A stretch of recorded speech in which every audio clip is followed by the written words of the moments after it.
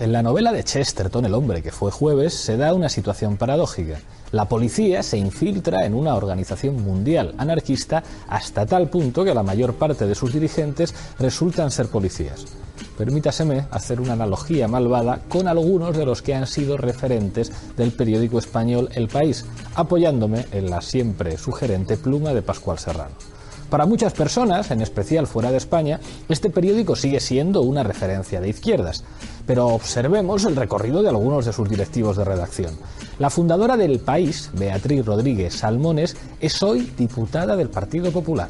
Carlos Mendo, que a punto estuvo de ser director y que trabajó como corresponsal del País en Londres y en Estados Unidos, fue también, en 1994, candidato del PP a las elecciones al Parlamento Europeo. Después fue vocal consejero en Radio Televisión Española, también por el PP. La periodista Pilar Marcos pasó de redactora política del País a directora de publicaciones de FAES, el think tank del PP que preside José María Aznar. Luzmina Vinogradov, que fue la corresponsal del País en Venezuela, realizando una cobertura de lo más tendenciosa contra el gobierno de Hugo Chávez, que llegó incluso a justificar el golpe de Estado de 2002, pasó a ser después corresponsal de ABC. Y todavía hay más. El propio Germán Terç, el hombre de Chueca, íntimo amigo de Esperanza Aguirre, llegó a ser subdirector del diario y responsable nada menos que de la sección de opinión. En fin, que si El País era el diario de la izquierda, la derecha se infiltró bastante bien. Y aún así, el resto de los diarios del kiosco están a su derecha. Bienvenidos a Territorio Apache.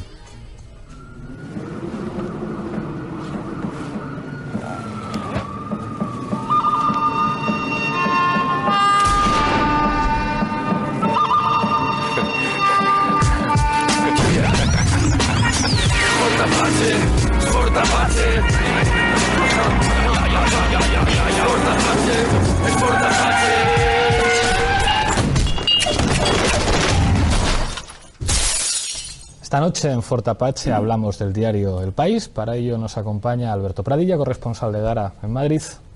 Buenas noches. También Ramón Cotarelo, catedrático de Ciencia Política en la UNED.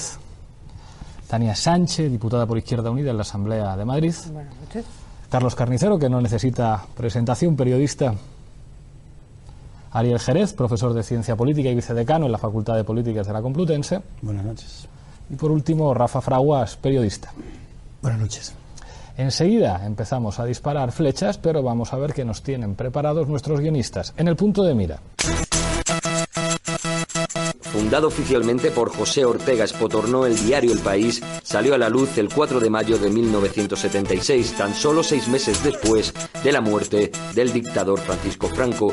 A pesar de que se convirtió en el periódico referente de la democracia, resulta paradójico el origen del mismo. El diseño del proyecto se fraguó en torno a 3 figuras provenientes del franquismo: Juan Luis Cebrián, hijo de un periodista franquista y primer director del diario; Jesús Polanco, fundador de la editorial Santillana; y Manuel Fraga, ministro de la dictadura.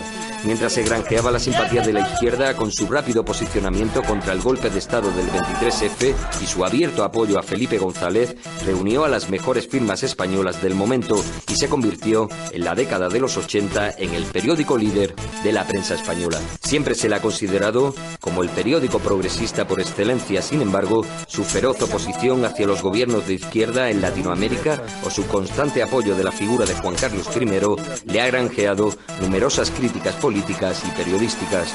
Muchos le reprochan su tratamiento de América Latina y le acusan de poner por delante los intereses de sus inversores antes que la rigurosidad y profesionalidad de la información que publica. Hoy en Fort Apache nos preguntamos si un periódico puede ser a la vez fundado por franquistas y referente de los demócratas, si se puede ser progresista en Europa y conservador en Latinoamérica.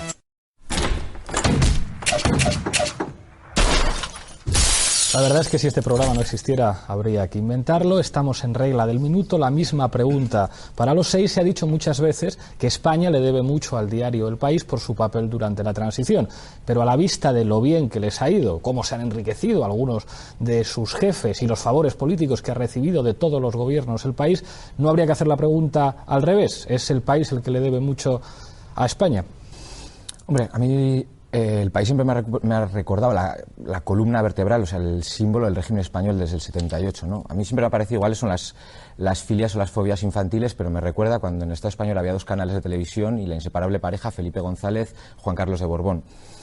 Yo creo, no sé, el país siempre al final es el representante del orden, mucho más régimen que cualquier otro medio que está incluso más a la derecha, ¿no? Y dentro de ese orden, pues está la amnesia, está el modelo de Estado que se ha construido en los últimos 30 años y obviamente está el negocio que se defiende en este momento con editoriales planteando un pacto de Estado entre PP y PSOE para que no cambie nada en el Estado español y defendiéndolo también en América Latina, conspirando contra gobiernos democráticamente elegidos como el de Venezuela. Muchísimas gracias, Alberto. Cotarelo, un minuto. La pregunta tenía un supuesto, que España le debe mucho al país, y una pregunta, si acaso el país no le debe mucho a España. Yo creo que el supuesto es erróneo, España no le debe nada al país.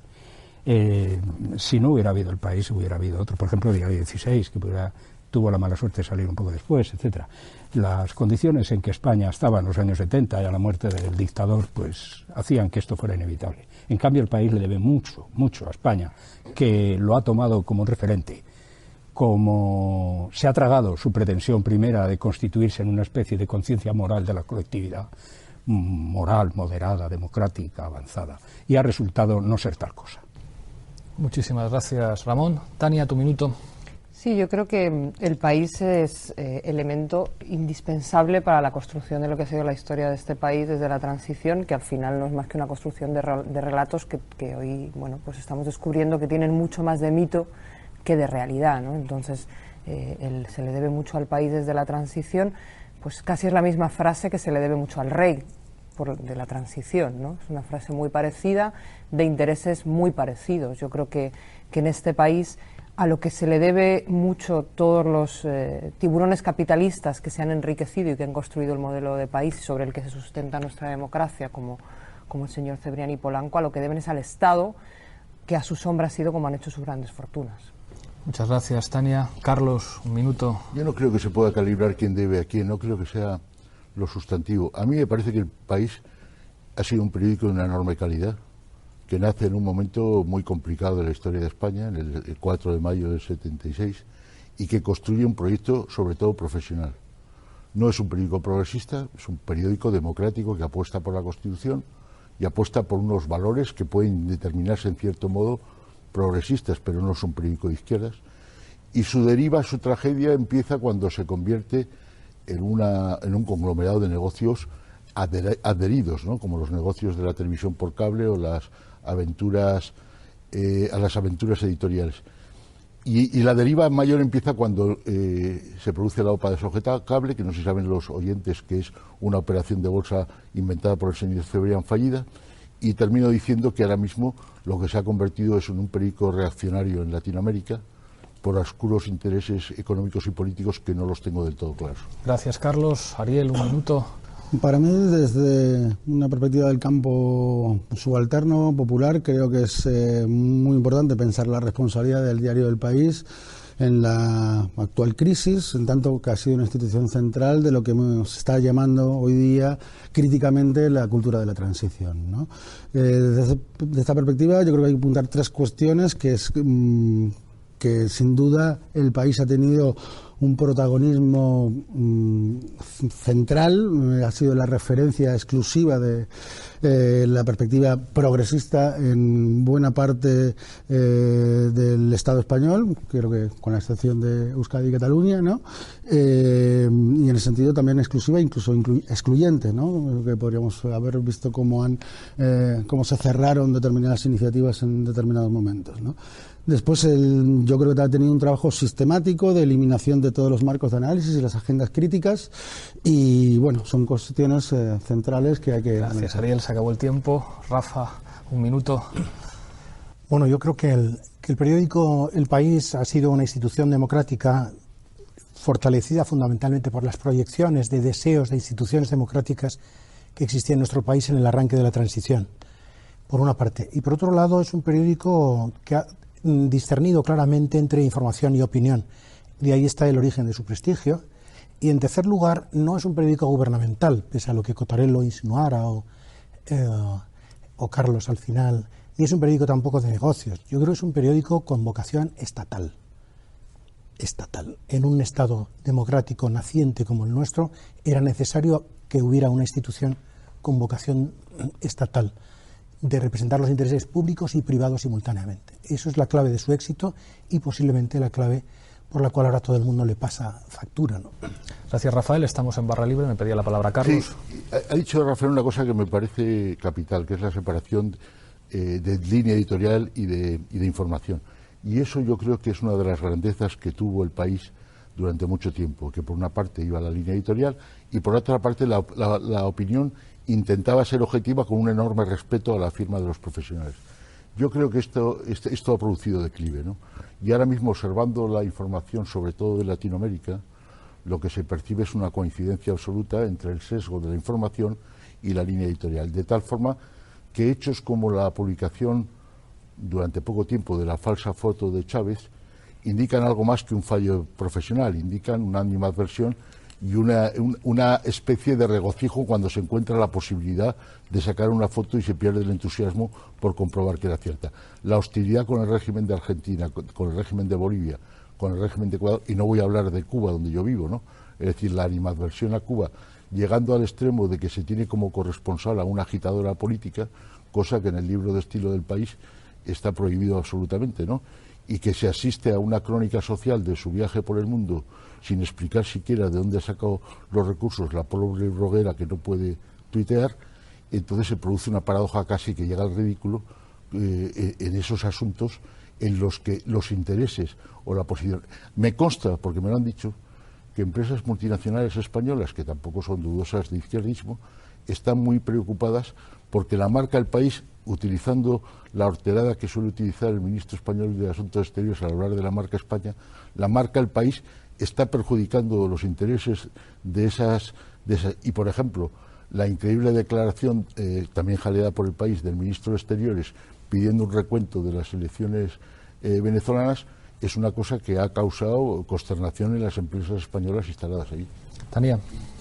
Sí, yo por las dos intervenciones que han hecho, tanto Carlos como Rafael, yo creo que conviene diferenciar momentos del país y yo creo que podría ser aceptable la vocación estatista, la vocación democrática de la fundación del país, pero creo que eso, pues tiene un periodo y tiene un proceso en el que eso desaparece y eso tarda muy poco en desaparecer y está fundamentalmente vinculado, entiendo yo, a los intereses de Polanco y de Cebrián y al progresiva acumulación de accionariado de Polanco y de Cebrián en ese entorno. A partir de ahí, lo que comentaba Carlos de la situación de la empresa, de jugar en la bolsa, del escándalo, yo creo que es un análisis empresarial, ¿no? O sea, que al final, objetivamente, yo creo que lo refleja muy bien Pascual Serrano en su libro y que lo reduce la frase que él también hace mención de Eric González, ¿no? De cualquier día, en cualquier empresa le bajarán el salario a los obreros para pagar los excesos bursátiles de sus patronos, ¿no? Eso es cierto, pero eso sucede en el 2000 y pico, 2000 y tantos, cuando empieza todo el proceso de liberalización de los medios. En todo lo anterior yo creo que también hay que analizar cuál ha sido el papel de Cebrián y de Polanco en la construcción colectiva de un modelo hegemónico de pensamiento y de valores en este país. Y yo creo que eso es importante analizarlo porque además tiene mucho que ver con el papel que está jugando el grupo Prisa en la misma construcción de valores en otros países, ¿no? Y eso, más allá de los excesos que nosotros vivimos, de las editoriales sobre Venezuela y sobre Cuba, ¿no? que es una cosa, a mí me parece escandalosa, cosas que se han publicado en uno de los editoriales al día siguiente, creo que fue el lunes después de las elecciones, de las últimas elecciones en Venezuela, a mí me pareció un escándalo. O sea, eso no es publicable en un periódico que se llame democrático. Pero es que además operan en la construcción de hegemonía y de discurso en otros países y operan de acuerdo a unos intereses económicos muy concretos que además están muy en contra de principios democráticos y de respeto fundamental a los derechos básicos, ¿no? Y yo quiero denunciar el caso de Colombia, donde creo que Prisa tiene un papel absolutamente cómplice en legitimar una de las peores crisis humanitarias que se dan en los países occidentales, ¿no? Y profundizaremos luego. Yo creo que eso hay que analizarlo más allá del problema empresarial, que creo pues que el que se juega los cuartos en la bolsa pues al final los pierde, ¿no? Ahora mismo doy la palabra a Ramón, que me la pedía un dato, lo que apuntaba de los salarios. Me pasaban un informe que señala que Cebrián cobra 13,2 millones de euros, que es el equivalente a lo que cobran 541 redactores. Queda ahí el dato. Ramón. Sí, y ya veo que te han pasado el dato muy bien y muy a tiempo y muy bien para centrar el asunto. Y ya que estamos centrando y contextualizando, pues vamos a contribuir un poco a contextualizar, ¿no? Vamos a ver, colegas, yo he oído muchas veces, y supongo que todos, que este país tenía que estarle agradecido a don Manuel Fraga porque había posibilitado la llegada de la derecha civilizada. Agradecidos a un viejo ministro franquista. Este es un país donde nos hemos acostumbrado de tal manera a la servidumbre que le agradecemos a la gente que cumpla con su deber. Es decir, ¿qué está haciendo el país cuando sale? Pues hacer lo que tiene que hacer un periódico normal en cualquier país civilizado, buenas gentes. Porque nosotros veníamos de un país de dictadura, con una prensa servil y canalla al servicio del poder, y aparece un periódico normal como de cualquier país europeo y estamos todos, venga a echarle palmas al asunto como si fuera algo extraordinario. No, hombre, no, el país no ayudó en nada a la consolidación de la democracia, si es que esto es una democracia y si es que está consolidada, más que lo que hayamos hecho las buenas gentes en nuestras vidas cotidianas, entre ellos el propio país, que en buena parte lo hizo por sus intereses y en buena parte, por supuesto, también lo hizo cumpliendo con su deber, que es lo que tenemos que hacer todos, y no vamos por la vida pidiendo, yo no voy por la vida pidiendo que me aplaudan cuando doy clase y la doy bien, ni el taxista cuando lleva, pero ¿qué es esto de que un señor antiguo fascista que contribuyó a asesinar a gentes que luchaban por la democracia, ahora resulta que tengamos que estarle agradecidos, o que tengamos que estarle agradecidos al rey porque defendió la democracia? Pero hombre, por el amor del cielo, pero si eso es metafísicamente imposible. Con lo cual, eso contextualiza la cosa. No estoy diciendo con esto que haya que tirar contra el país, no, hombre, no, es un periódico del que uno debe sentirse orgulloso. Yo me siento orgulloso, era un buen periódico, colaboré en la medida en que no me dieron de patadas, que también me las dieron, pero en fin. Bien, no, pero hombre, de ahí a idolatrarlo de esta manera, diciendo que ha contribuido y no sé qué, no sé qué. No, hombre, no, ha cumplido con su deber y punto.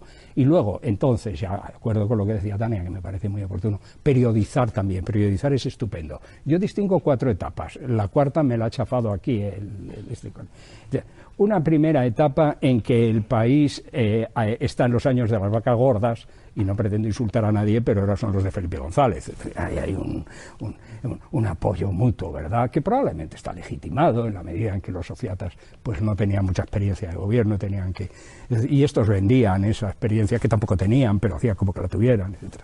Hay un segundo momento en que el país se da de bruces con la realidad, que es cuando Aznar y sus gentes pretenden meter en la cárcel a Polanco y a Cebrián, haciéndoles pagar todo lo que en su imaginación consiste, porque como buenos neofranquistas pues están acostumbrados a mandar a la gente a la cárcel, todo lo malo que han hecho. Ahí es donde estos descubren quién es el enemigo y con quién se están jugando los cuartos. Una tercera etapa, que es la de Zapatero, donde el país demuestra no haber entendido bien la jugada porque no le sienta bien que Zapatero tenga su propia gente y alimente su propio tal. Y una cuarta etapa donde, por razón de la crisis o por lo que sea, se produce esto que acaba de leer el presidente. Pero, Ramón... Termino, déjame un minutito nada más, porque es que es un asunto que no puede quedar así como así. Vamos a ver, el país es una empresa privada y probablemente pues tiene derecho a organizar su contabilidad como quiera. Pero el señor Cebrián y el país han pretendido representar lo que decíamos antes, una conciencia moral en este país, una manera distinta de hacer las cosas. Y miren ustedes, me pueden ustedes decir lo que quieran, pero no hay derecho a autoasignarse un salario de 1 millón de euros al mes, 1 millón de euros al mes, en una empresa que está en crisis. Eso rompe todos los consensos y las pautas morales básicas de nuestra sociedad y convierte a este individuo en un indeseable.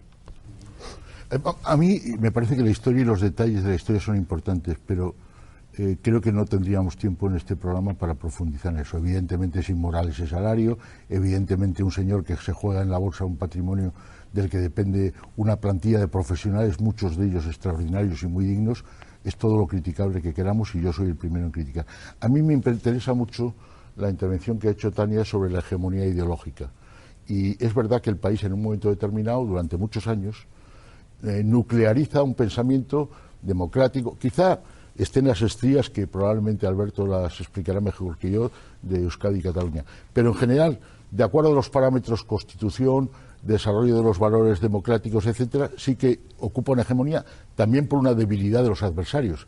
El día que tengamos tiempo de hablar de los demás periódicos de España, pues también nos pondremos las botas. Madre de Dios. Porque entre la moralidad del director del país, digo, moralidad política, ¿no?, periodística, y la fijación del ABC, en fin, el panorama es desolador. Y por eso, porque en ese universo de cojos o de ciegos, y perdón que no quiero hablar de minusvalías, pues había alguien que era tuerto, pues entonces todos estábamos muy contentos y nos sentíamos muy cómodos llevando el país bajo el brazo. Y todo eso, esa hegemonía política, hace que probablemente no se desarrollen por la buena profesionalidad y el buen hacer del país, y por la torpeza de los demás y por la incapacidad de los proyectos que han surgido alternativos, hace que no se consolide un pensamiento progresista alternativo en forma de editorial tradicional. Luego están las redes sociales, etcétera, ¿no? Y esa ha sido una tragedia. Es decir, esa hegemonía del país ha sido una tragedia que, aunque confío, era una tragedia cómoda o transitable, porque entonces todavía no había unas grandes confrontaciones con temas en los que la deriva que ha tomado el país por asuntos que a mí se me escapan, pues estamos hablando del tema latinoamericano. Por ejemplo, en política de género, el país siempre ha sido un periódico muy tibio, ¿no? Es decir, el país nunca ha sido vanguardia de la igualdad, ni de las mujeres, ni los derechos. Incluso uno de los personajes mejor protegidos por el país, que es el señor Ruiz Gallardón, pues está a punto de regalarnos una bomba de relojería, ¿no? Entonces, en ese sentido, yo creo que el país ha tenido un equipo de profesionales en general magníficos, y de gente que quería y se mataba de colaborar como columnista en el país o ocupando tribunas, porque realmente tenía mucha audiencia.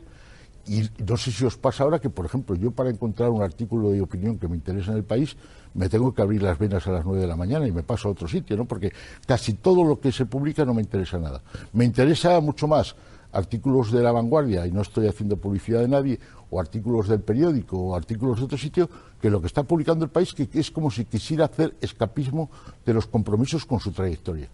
Alberto y Rafael. Es que hablábamos de una empresa privada, pero es cierto que cumple un servicio público. Entonces, luego me parece también una falacia el decir lo que el país siempre ha promocionado, ¿no? El decir información sin opinión. O sea, eso es mentira. Toda información es subjetiva. Porque el lenguaje es subjetivo y se mete de alguna manera u otra. Hay formas y formas, Alberto. Claro, si quieres, claro. Te mando la edición de La Razón por la mañana para que te desayunes con una buena metodología. Claro, bueno, pues igual a veces es mucho más peligroso, o entra de una manera mucho más obvia, menos obvia la forma en la que ha tenido el país, porque lo que ha hecho al final es meter ideología dominante. O sea, al final es lo que ha metido ese consenso después del 78, ¿no? O sea, hablamos por ejemplo, de la unidad del Estado. O sea, que al final se basa en democracia, es seguir hablando siempre y cuando aceptéis que vais a seguir siendo España. Ahí se acaba todo. Está el tema del juancarlismo, que es, bueno, ahora empieza a caérseles y a desmontárseles, pero hasta hace 2 días, de hecho, hace poco había un editorial intentando desvincular al Borbón con todo el tema de Urdangarín, los elefantes o todo el desmadre que lleva en el último año, ¿no? Pero en el fondo, o sea, al final también es cierto que como es una empresa, el que paga, manda. Y aquí hay unos intereses, hay unos intereses empresariales y también unos intereses políticos que al final se definen todo por ese orden, ¿no? Y a mí yo me recuerdo el artículo este que escribió Cebrián, creo que era en 2011, cuando en el mismo periódico le metía... ¿Nos debemos a nuestros accionistas? ¿Ese? No, el de la insoportable levedad del... 18 de julio de 2011. 18 de julio. Vale. Para más señas. Pues que con editorial y con... ¿Están convocadas ya las elecciones o en proceso de convocarse? ¿O fue eso lo que precipitó la convocatoria? El pobre Zapatero no pudo aguantar el envite, pero 18 de julio. Lo de los servicios prestados, de gracias por los servicios prestados ZP. Sí. Okay. Básicamente. Okay. Pero vete ya. Sí. Rafael. Bueno, a mí no me gustaría que en una tertulia prestigiosa como esta, además de gente de izquierda, progresista, cayéramos en las descalificaciones ad hominem de personas que no están aquí. O sea, hablar indeseables y tal. Bueno, es mejor que utilicemos, yo creo, otros términos. Yo, desde luego, no voy a entrar en eso. En primer lugar. En segundo lugar, yo creo que hay una mitología de lo que son los periódicos. y en esa mitología se incluía al país, y se le incluyó desde el principio. Es decir, los periódicos son instituciones perfectas, donde no hay relaciones de fuerzas, donde no hay luchas ideológicas, es decir, prácticamente son instituciones perfectas que tienen que acertar todos los días, incluso cuando el editorialista de turno no está, por ejemplo. Entonces, a mí, que exista eso en la calle, pues me parece normal, pero que exista entre periodistas esa mitologización de los periódicos me parece un error que creo que hay que combatir. En segundo lugar, yo creo que olvidamos que los periódicos están insertos en una realidad social que cuando evoluciona, los periódicos evolucionan. Y cuando involuciona la realidad social en la cual los periódicos están insertos, los periódicos involucionan también. Las relaciones de fuerzas en los periódicos no siempre favorecen a los mejores. Muchas veces ganan los malos.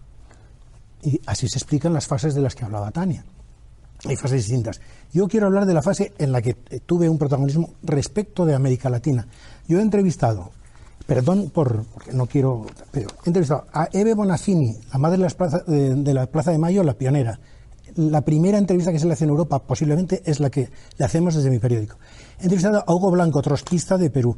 He entrevistado a Jaime Huilo, ministro de Agricultura de Nicaragua. Daniel Ortega, Javier, su hermano, Humberto. He entrevistado a decenas de personas progresistas, también, por ejemplo, al asesino famoso Emilio Eduardo Masera. ¿Os acordáis? Bueno, también lo tuve que entrevistar. Es decir, con respecto a América Latina, no se puede decir que el periódico haya sido exactamente igual a como ha sido ahora. Eso no lo ha dicho nadie, ¿eh? No, pero yo quiero decirlo claramente. Cuando Tencha Allende viene a Madrid, pide entrevistarse con nosotros. Y nos entrevistamos con ella y hablamos con ella. Todos los simposios internacionales de la oposición latinoamericana, durante los años en los que yo estuve, que fueron 10 años, vinculado a la sección internacional, se cubrieron. ¿En qué época? Se cubrieron. Pues la época inicial, al principio, etcétera. ¿Qué es lo que sucede con relación al momento actual? Pues yo creo que, desgraciadamente, por esa mitologización de los periódicos, hay gente que tiene diferendos de tipo personal, porque ha recibido un trato determinado de determinada empresa, y eso lo proyecta en el ámbito de lo ideológico o de los contenidos. Bueno, eso no puede ser así, eso no puede ser así. Es decir, los diferendos personales que todos tenemos, yo he sido dirigente sindical, con perdón, en mi periódico durante muchos años, y tengo unos diferendos ideológicos como no os podéis ni suponer, pero no podemos mezclar una cosa con otra, y aquí yo creo que se ha mezclado. Gracias, Rafael. Ariel, y después pasamos a Zapping y volvemos con Tani y con Carlos, que me están pidiendo la palabra. Yo apuntaría la importancia de esta dimensión de la hegemonía discursiva e ideológica de la que se deriva del país. Yo creo que lamentablemente el país, si podríamos hacer una mirada conclusiva, yo creo que ha contribuido a la derechización de España, desde el punto de vista de que podría ponerlo en el ejemplo que yo estoy viendo cada vez más en nuestra facultad, es decir, cómo gente que en los años 70 procedía de campos progresistas avanzados con militancias claramente encardinadas en planteamientos de transformación, hoy habituales lectores del país después de 30 años están en posiciones de votar mayoritariamente UPyD o haciendo condenas tremendas respecto a las protestas y dinámicas. Todo el personal docente de más de 50 años de nuestra facultad, por ejemplo. Es tremendo, es tremendo. No, y en ese sentido, bueno, apuntar desde el punto de vista de esta hegemonía discursiva que ha, tenido este lastre conservador sobre la evolución ideológica de nuestro país, apuntaría a una cuestión que tiene que ver un poco así, que puede parecer banal, pero que creo que es importante, como la cuestión de los estilos de vida promocionados por el país, con una propuesta altamente elitista, y que era una cosa que incluso llegó a apuntar Jesús Ibáñez y Pepín Vidal Beneito en un libro que sacaron sobre el periódico a mediados de los años 80, analizando la revista del semanario, sus secciones de belleza, comida, vinos y mobiliario, ¿no? Es decir, realmente yo creo que ha sido una propuesta, muy concreta, que incluso avanzó cambios que después se dan en el marco de la globalización neoliberal, pero se dan posteriormente en otros países, en otros periódicos europeos. Y desde el punto de vista del framing, del enmarcado que viene haciendo el país respecto a, determinadas cuestiones centrales de los pactos de la transición, yo creo que han ido claramente marginando tanto marcos de análisis como temas y agendas concretas que lo sitúan dentro de, digamos, de este espacio en el que lamentablemente han apoyado un proyecto digamos de país, de un proyecto de nación subordinado de manera escandalosa en la Unión Europea, y que en ese sentido, pues digamos, de esa dimensión un poco de la responsabilidad que el país tuvo en la transición, tuvo muchas dimensiones de un periódico de apoyar la razón de Estado. Y yo creo que eso, insisto en una cosa que a mí creo que hay una anécdota, creo que para mí que fue sumamente esclarecedora, que es cuando Ceberio, después de los atentados de Atocha y las llamadas de Aznar dicen, es que me llamo el presidente, ¿no? Desde ese punto de vista de una esfera pública liberal, es decir, eso sería imposible en cualquier periódico europeo, ¿no? No os levantéis de vuestro asiento, que el Zapping Apache viene cargado. Adelante vídeo, por favor. El País debe ser un periódico liberal, independiente, socialmente solidario, nacional, europeo y atento a la mutación que hoy se opera en la sociedad de Occidente. El periódico El País ha sido nada menos que el órgano que ha tenido en España la hegemonía cultural. El País debe ser también un periódico independiente que no pertenezca ni sea portavoz de ningún partido, asociación o grupo político, financiero o cultural. Lo último es Bankia, o sea, ¿por qué El Mundo, El País, ABC están pasando casi de puntillas por este tema? No tienen personas en la redacción que sabían lo que estaba pasando, que estaban advirtiendo. Claro que las tienen, además yo los conozco con mis apellidos. Y aunque deba defender la necesidad de la libre empresa y aunque su economía dependa del mercado publicitario, el periódico rechazará todo condicionamiento procedente de grupos económicos de presión. Se mete en la cama con los políticos amigos, se prostituye por más dinero de publicidad, solamente hablan de las maravillas que hacen los bancos, pero no hablan de los paraísos fiscales ni de los ladrones que son los banqueros. El País debe ser también un periódico socialmente solidario, ya que en el mundo actual, al menos en los países occidentales, toda la sociedad interviene en el quehacer común. La imagen era falsa, no era el presidente Chávez. Que Endesa o que Telefónica hace lo que les da la gana al mercado. Y los grandes bancos lo mismo. A ver quién se atreve a decir esto. Los periodistas debemos denunciar situaciones injustas como la que se está produciendo en este periódico. Yo digo no al ERE en el país.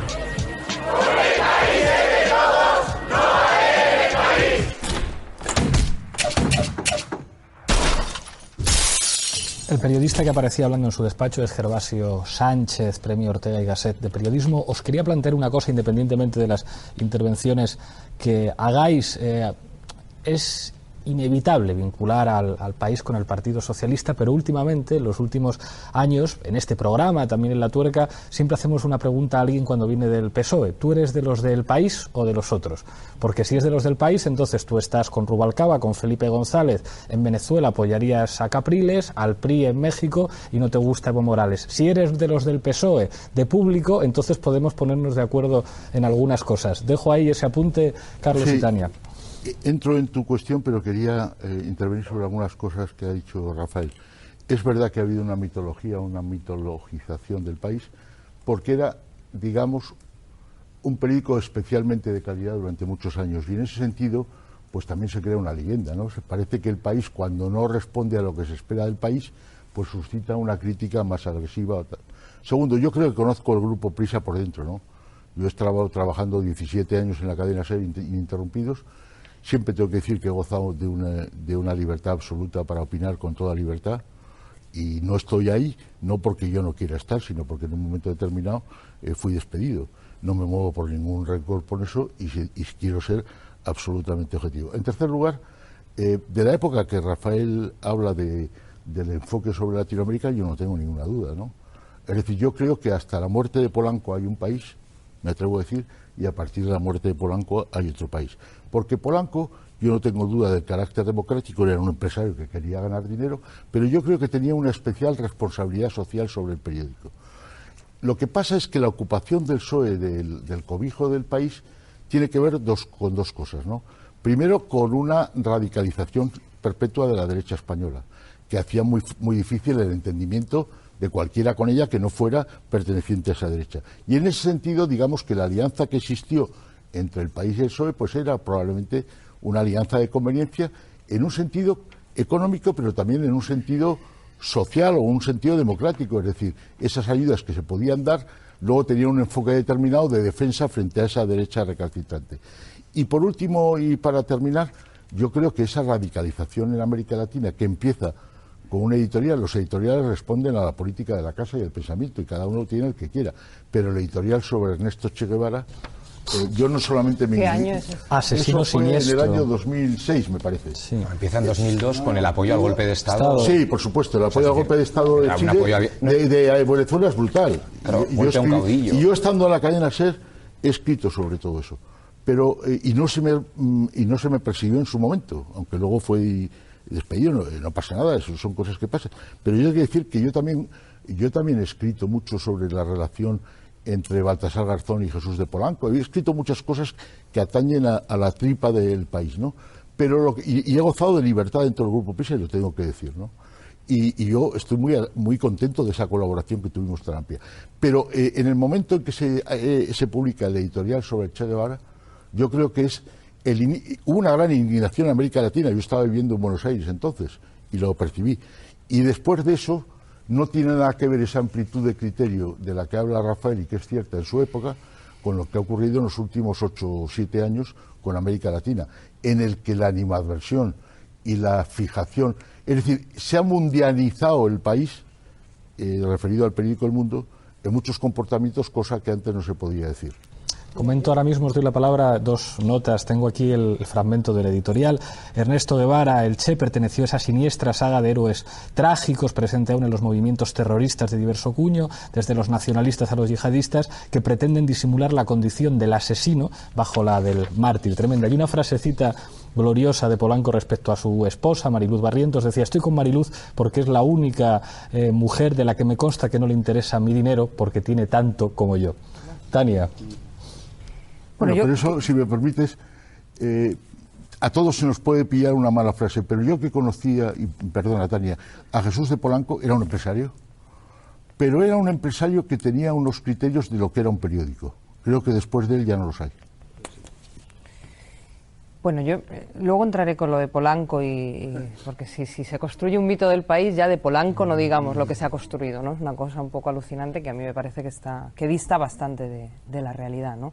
Pero quería decir que aparte le llamáis Jesús de Polanco y es Jesús Polanco, ¿no? El D se lo puso él como que le daba un carácter más aristocrático, ¿no? Perdona, Tania. Sí, no, quería hacer una apreciación al tema de las etapas y vincula un poco con lo que estaba preguntando Pablo sobre de qué parte del PSOE, si de la de Prisa o no de la de Prisa, ¿no? Yo creo que cuando se habla de las etapas del periódico y se habla de las etapas de este país, de la transición, y ha hablado Ramón del momento en el que se enteran de lo que va el peine con la relación con el Partido Popular, yo creo que al final lo que hay que pensar en todo esto es una cosa que tiene razón Carlos, aunque ahora discutiré la figura de Polanco, que sobre todo es un empresario, un empresario que inicia sus ámbitos empresariales, tan inteligente como para hacerse con la exclusividad de los libros Santillana en plena época franquista, ¿no? En el 70, antes de fundar el país. Entonces, en esa vinculación de empresario inteligente, que lo que busca es su interés y su negocio. Yo creo que ni tiene ética ni tiene profesionalidad, sino que tiene un importante interés en lo que es el dinero.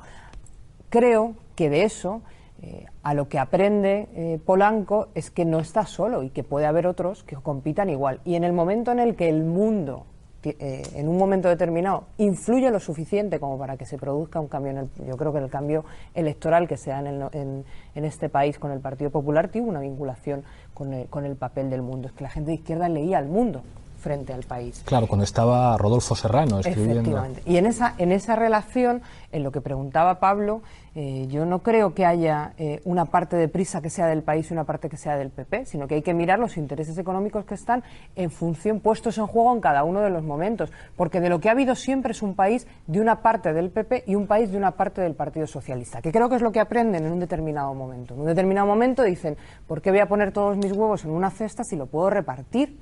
Y al final quien tenga poder, pues algo me tocará. Y si tengo una parte del PP y una parte del PSOE, y solo un matiz con el tema de América Latina. Yo creo que igual lo que hay que empezar a pensar es que el cambio editorial de América Latina empieza a la vez que empiezan los negocios de Polanco en América Latina, que empiezan en el año 91 con la empresa editorial Santillana, que es también el inicio del país, no es el periodismo lo que le mueve. Por la ventaja que le dan las autoridades. Y a partir de ahí su franquistas posicionamiento en América Latina vinculado a Colombia y a lo que representa Colombia políticamente en América Latina cambia radicalmente la línea editorial. Por tanto, Polanco es un empresario que le mueve su dinero. Y le mueva su dinero hasta el límite de no tener muchas dificultades en apoyar a alguien como Uribe, al que es Polanco el que le pone una alfombra roja en este país para relacionarse con los empresarios. Rafael. Sí, brevemente. Bueno, con relación al editorial de Che Guevara, yo quiero recordar que fue absolutamente contestado por la redacción. O sea, nunca más que con la foto de Chávez ha habido una bronca moral tan interiorizada por todos los redactores, por la mayoría de los redactores, que con relación a ese editorial y a la foto de Chávez. Esto yo quiero dejar constancia, es decir, que ahí no se traga con todo, ni en primer lugar. En segundo lugar, hay una cosa que es muy curiosa, y es que, bueno, América Latina, como está claro, está evolucionando progresivamente hacia posiciones de izquierda. Globalmente considerado el continente está llevando una dirección respecto a una izquierdización objetiva. Entonces, de ese proceso hay gente que no es consciente, o que no se ha dado cuenta, o que sospecha de que ese proceso no sea un proceso sincero y bajo la etiqueta de populismo esconda todo, movimientos profundos, etcétera. Eso yo creo que puede haber pasado, o puede estar pasando en una parte del área editorial del periódico El País. Pero de eso a que vaya a conculcar suicidamente su propio crédito, conscientemente para hacer fortuna, a mí me parece, de verdad, no es un argumento, en mi opinión, con el debido respeto, Tania, no me parece un argumento serio. Es decir, los periodistas, ¿qué es lo que tenemos propio? Nuestro crédito personal. Si nosotros mentimos deliberadamente, nos estamos desacreditando fundamentalmente ante el propio corruptor que nos intenta corromper. Entonces, puede haber errores, evidentemente, en la línea editorial, yo no lo dudo en absoluto. Aquel editorial del Che Guevara ha sido la patochada más increíble pensable en un país como el nuestro. Ahora bien, de eso a posiciones suicidas profesionalmente, de verdad, no penséis que eso existe, porque es que no es verdad. Nos podemos estar equivocando. La gente que está haciendo información en primera línea se la está jugando también. Y tenéis que tenerlo en cuenta, por doquier, en todos los sitios, perdona. El debate está bastante animado, me habéis pedido la palabra todos, así que os voy a pedir que seáis breves. Carlos. Bueno, en primer lugar, contestándolo muy brevemente, yo no tengo mitificado a Polanco. Polanco era un empresario. Pero es que si abriésemos un debate sobre los grandes empresarios de este país, a lo mejor no salía tan mal parado. Es decir, Polanco tenía intereses, los intereses los intentaba conciliar entre sí para que no le produjeran un agujero. Y yo lo que digo es que mientras la época que Polanco estuvo vivo, el país gozaba de una cierta libertad frente a los demás negocios de prisa, que después, para mí, la está perdiendo. Segundo, yo no puedo tener mejor criterio de las sucesivas redacciones del país, es decir, de los profesionales, de la mayor parte de los profesionales. Es decir, que sabía, y me encanta que se produjera ese choque con el editorial del Che. Pero el problema es que el periódico lo publicó con toda la contestación. Eso no implica a los trabajadores, porque es una línea editorial que no deciden ellos, aunque tienen que conformarse en vivir en ese espacio. Tercero, yo no estoy diciendo que los profesionales del país ni estén vendidos ni estén acabando su crédito en América Latina. Digo que el enfoque, que muchas veces es más por titulares y es más por fotografías que por contenido de los corresponsales latinoamericanos, algunos de los cuales son grandes amigos míos, como es el caso de Soledad o como es el caso de Perejil, etcétera. El conjunto de la proyección que lanza es hasta el punto de que las propias empresas creen que la confrontación con el gobierno del país les perjudica a las grandes multinacionales españolas, por la imagen marca país. Es decir, dicho todo esto, pues bueno, pues luces y sombras, como no, como todos los proyectos que todo... Y lo de Polanco te lo quiero decir, no es que para mí sea un empresario ajeno a las tentaciones, pero es que tampoco podemos... Bueno, yo por lo menos entiendo que... acabando, Carlos. Ya. Gracias, Ariel, con brevedad. Después Ramón. Yo solamente, bueno, los que nos llamamos Ernesto tenemos particular memoria de las agresiones ideológicas de la derecha. Quiero recordar que hubo un artículo de opinión, que no editorial, de Fernando Sabater, que se llamaba Rambo de Izquierdas, en un momento de un aniversario de la muerte del Che Guevara a mediados de los años 90. Es decir, que me refiero que esta estrategia un poco de criminalizar el movimiento social, la contestación, viene de lejos. Y en ese sentido, digamos, recuerdo una observación que hacía el profesor Vicente Navarro que me parece muy importante desde el punto de vista de la normalización española, que en todos los países europeos, ya sea de tradición liberal o de tradición, digamos, de prensa vinculada a partidos, ha habido siempre un periódico con relativa tirada que de su línea editorial cuestionaba las privatizaciones, cuestionaba la liberalización del mercado laboral y cuestionaba la reducción del gasto público. La línea editorial del País no ha hecho eso nunca. Ha sido neoliberal desde el principio. Y en ese sentido yo creo que ahí hay una cuestión que tiene que ver un poco con toda esta dinámica. Gracias Ariel. Ramón, con brevedad, que nos queda poquito para la recta final. 3 puntos voy a tocar nada más. El País en sí mismo, Polanco y Cebrián, como se ha hecho aquí. En lo del País, insisto, yo tengo un grandísimo aprecio por el País, he colaborado con él alternativamente, etcétera. Pero no perdamos el mundo de vista. El País es un buen periódico, porque es lo que debían ser todos los periódicos. No es ni mejor ni peor que cualquier otro periódico europeo. Lo que sucede es que hay que ver con qué compite. Claro, es que está compitiendo con auténtica basura. Y claro, con esa basura entonces uno pierde de vista la cosa del País. Sí diré una cosa, sí es culpable, si de culpabilidad se puede hablar, que no es el caso, el País, de marcar una tendencia elitista, como decían estas gentes, altanera, arrogante, atribuirse el derecho no ya a calificar de demócratas o no demócratas, sino de intelectuales o no intelectuales. Era un periódico que ponía ministros, que quitaba ministros. Todo eso, pues hombre, en fin, tiene su importancia y no se puede ocultar. Polanco, pues claro que era un empresario y además chapó con ese empresario, a quien en cierta ocasión oí decir directamente a Gabilondo en una entrevista que fue la monda, lironda, que acababan de echar, no sé qué periódico de no sé qué lugar, acaba de echar a un periodista saltándose para la torera todos los principios de libertad de expresión, de conciencia, etcétera, de alguna injusticia tremenda. Y Gabilondo, que se creía la doctrina Polanco, le dice, claro, ¿y usted, don Jesús, haría lo mismo? Y el otro dice, probablemente sí. Bueno, pues ya está claro, o sea, evidentemente hay unos límites. Y último, Cebrián. Entiendo los argumentos de Rafael, me horrorizan las argumentaciones ad hominem, pero aplicado a las personalidades públicas, si no se puede hablar de la gente que no está presente, en este país no se puede hablar de nada. No se puede hablar de los ministros, no se puede hablar del gobierno, no se puede, porque normalmente no están presentes. El amigo Cebrián, el señor Cebrián, que tiene el pasado que tiene y del que yo no voy a hablar porque no estoy haciendo un razonamiento ad hominem, estoy haciendo un razonamiento de lo que él mismo está pidiendo. Se postula como personalidad pública y los que tenemos afición a las letras sabemos que quien se eleva a la condición de académico, del modo que se ha elevado ex aequo con el señor Ansón, a través de una cosa que sin duda es muy limpia, muy clara, está aspirando a tener un grado de incidencia en la opinión pública de eternidad, porque los académicos están en la esfera. Bien, en esos términos, termino. Esta crisis económica que estamos padeciendo es política y es moral.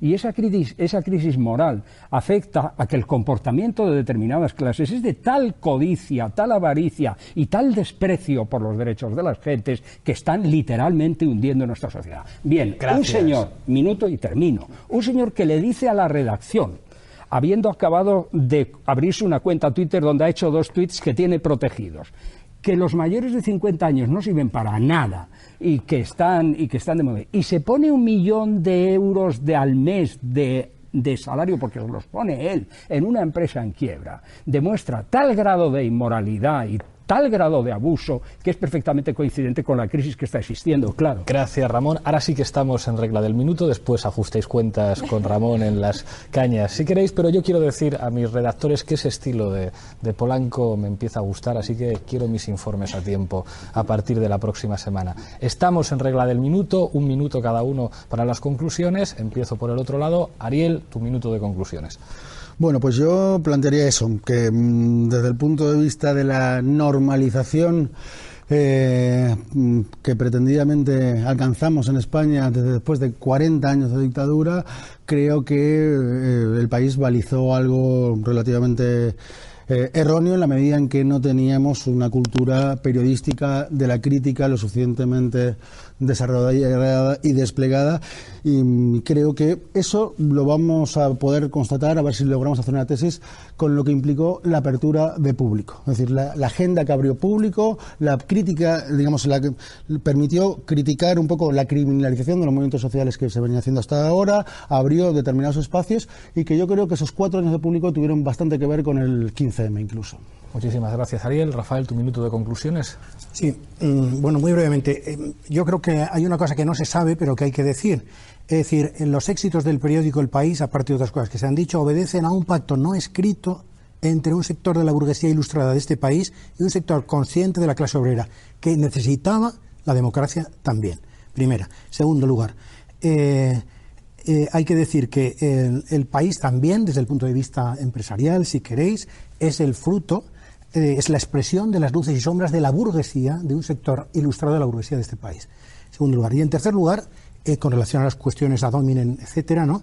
Bueno, hay gente que dice que esos 13,5 millones de euros de la fortuna personal de Cebrián pueden ser la garantía para resistir y seguir informando sobre el caso Bárcenas, como hace el periódico a diario, ¿no? Porque los enemigos, y hay que decirlo también, que Cebrián se granjeó mediante el ejercicio de la libertad de expresión cuando él era director, le han guardado el puñal cuando ha salido de la esfera de la dirección del periódico. Muchísimas gracias, Rafael. Alberto, tu minuto de conclusiones. Bueno, pues yo creo que el país en realidad sigue representando eso, los intereses de unas élites y de un modelo de Estado español desde el 78, en mi opinión, caduco y que sigue teniendo los principales problemas de democracia, de modelo de Estado, de modelo económico, que sigue teniendo pendiente y que además el medio va a seguir defendiendo, como quien paga manda, va a seguir defendiendo el de las élites, ¿no? Es cierto que existen grietas, o sea, es decir, no se puede poner en cuestión que bueno, siempre se cuelan cosas. Yo me acuerdo de un reportaje sobre torturas que salía recientemente, cuando siempre se ha negado que en el Estado español existen torturas, a pesar de las 10.000 denuncias en Euskal Herria, ¿no? En realidad, yo creo que el país el papel que va a tomar en los próximos años va a ser precisamente el de cierre en filas, el de intentar un pacto de Estado PP y PSOE, y de intentar que no cambie absolutamente nada y seguir defendiendo tanto los intereses de sus accionistas en el Estado español como en América Latina. Alberto, gracias. Ramón, tu minuto de conclusiones. Sí, no, brevísimamente. Yo tengo, en el episodio ese de que aquellos individuos intentaran meter en la cárcel a Cebrián, yo apoyé y hice todo lo que estuvo en mi mano, que era poco, pero todo lo que pude hacer para defender su causa. Me echaron de todos los medios donde colaboraba precisamente por eso, porque la gente no defendía entonces a Cebrián y al otro señor, porque tenían miedo al gobierno. Ahora, pasado el tiempo, yo no entiendo que el 1.000.000 de euros al mes de sueldo del señor Cebrián sea una fortuna. No. Entiendo que es un sueldo que él cree que está justificado porque, según ha explicado a la redacción y al mundo entero, eso es normal en los ámbitos del mercado. Yo he hecho mis averiguaciones, no solamente no es normal, sino que es profundamente anormal. Y, sobre todo, es totalmente contradictorio con alguien que pretende postularse como ejemplo moral de la colectividad.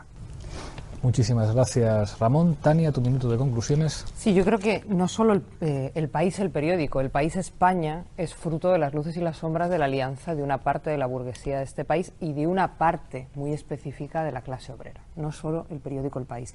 Pero en esa alianza, obviamente, cuando se gesta en una relación determinada de fuerzas y de poder, que no es la que se tiene ahora mismo. Y yo creo que el país es cómplice de que la relación de fuerzas entre la clase obrera y la burguesía en este país, con otros factores, no solo el periódico, sea hoy más perjudicial. En esa relación de fuerzas más perjudicial, también en el país, la libertad de las redacciones y las condiciones de las redacciones para informar en las condiciones que ha contado Rafael que podía hacerlo, no son las mismas. Los cargos públicos estamos permanentemente en relación con los periodistas y los vemos sufrir. Sufrir no solo por sus condiciones laborales que ponen muy en duda su libertad de expresión, sino sufrir también porque en la medida en que no tienen márgenes económicos ni tiempo para tratar en profundidad los temas se tratan de una manera Tania, mucho menos Muchísimas gracias. objetiva. Carlos, muy brevemente, yo creo que el país, como fenómeno mitificado, como fenómeno de exigencia de sus lectores y de la gente que hemos estado alrededor, yo desde su fundación, pues es producto de una época que se acaba y es producto de que realmente el panorama de la prensa española pues ha sido bastante pobre, ¿no? Con excepciones y con tal. No se le juzga con la rigidez que le estamos jugando hoy al New York Times ni al Washington Post o al Frankfurter Allgemeine Zeitung, ¿no? Y que son grandes periódicos de esos países, porque en algo depositamos muchas más confianzas de las que hubiéramos debido depositar en una cosa que es un periódico, que es una empresa con una redacción excepcional. Y por último, lo que quería decir es que como se ha caído en este país el mito de la monarquía, como se ha caído el mito de la economía de igualitaria de consumo y de la sociedad del bienestar, y como se ha caído también el mito del país y no pasa nada. Probablemente lo que tenemos que hacer es empezar a reconstruir. Muchísimas gracias, Carlos, muchísimas gracias a los 6. Llegamos al final. Sospecho que este programa se va a ver y mucho. En Foro Apache estamos orgullosos de seguir organizando los programas